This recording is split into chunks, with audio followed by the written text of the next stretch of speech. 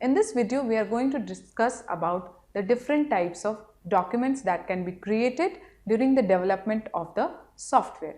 In our previous video, we saw that different kinds of documents are needed and developed for different types of users at different stages of software development. Let's look at some of the common documents. User manual, the most basic document of any software. It describes instructions and procedures for the end users so that they can know and understand the different features of the software. Operational manual. It describes all the operations, major operations that are part of the software. Design documents. The design document gives an overview of the software. It describes the design elements in detail, and it also has flow charts, data flow diagrams, algorithms, pseudocodes, all the things that were used for coming to a design in this design document so that later someone can refer to it if needed. Requirement document. We discussed in a previous video that gathering requirement for the software is very essential. All the data that are gathered during the requirement gathering phase are made a part of this document. Data, processes and their analysis are part of the requirements document. In addition to all that, it can have real life situations, hypothetical case studies as well. Technical documentation.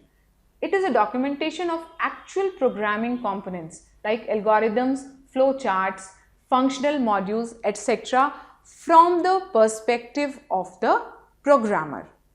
The requirement document will also have these flow charts and pseudocodes, but from the perspective of the system analyst, the ones they used for analyzing the system. Testing documentation. Testing is a very important part of the software development process. Once the coding is completed, then it has to be tested to check if there are any errors. Then it also has to be validated that each module is giving the desirable output. All those details related to the testing schedule, when the testing will be done, who will be doing it, what are the input data, what is the output data, all that are recorded in the testing document. List of known bugs. Very important thing. You will say that how a program can have bugs. Well, there are some bugs that can be detected, but it is not possible to remove them at that point of time without making a major change in the software or the data or the processes that are being handled. So, the software developers or the project managers have to take a call whether it is worth the time and effort to remove that bug. So, if it is found that it is not worth that effort and time, what they actually do is they make a list of those bugs and provide it with the software documents. So, further after it has been implemented at the client site, then the users have those list of bugs, and if any problem comes up, they will just match it and see if those are the reasons.